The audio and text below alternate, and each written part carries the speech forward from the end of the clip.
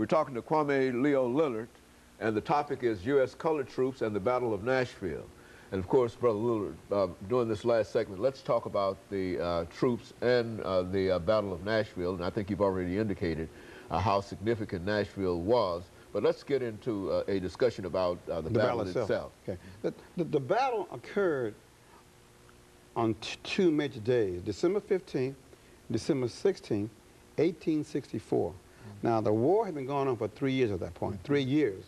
Lincoln had issued the proclamation, which is basically a thinly disguised draft for black soldiers. Emancipation Proclamation. Yeah, the proclamation. The war was just about even kill, dead heat. They were having trouble getting more white people to come in and fight. At that point, it was clear it was about slavery, and many white Northerners were not inclined to free any slaves. So Lincoln had a dilemma. How are you going to prosecute this war with soldiers and you can't find none?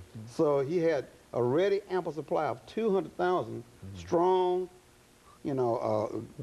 excellent shot black men in the South who knew how to hunt, who knew hard labor, who knew how to fight. So he was able to recruit through the Emancipation Proclamation to about 200,000 black soldiers to win the war. But therefore, by 1864, it was clear he had an ample supply to go ahead and defeat the Confederate Army.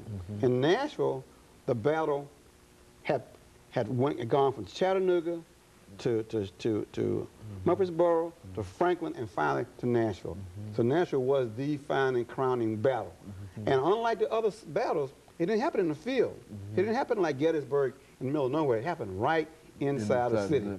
Very significant. And you could see that the way the battle lines were shaping up on December 15th, that General Thomas was going to use black troops to break the major strong point of the Confederate. Of course, at that point, black men was expendable.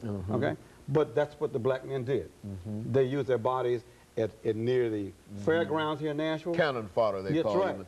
And the most horrendous slaughter occurred where Overton High School is, where Peach Orchard Hill is. There is a marker there right now on Peach Orchard Hill, right there at Harding Road and 8th Avenue. I encourage the people to go see that marker, because that's where black men were slaughtered. And finally, they broke the whole back of the Confederate Army.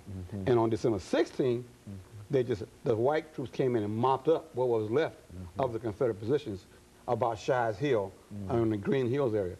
At that point, the Confederate Army ran down Franklin with black troops pursuing them. And that army was disbanded in January, a few months later.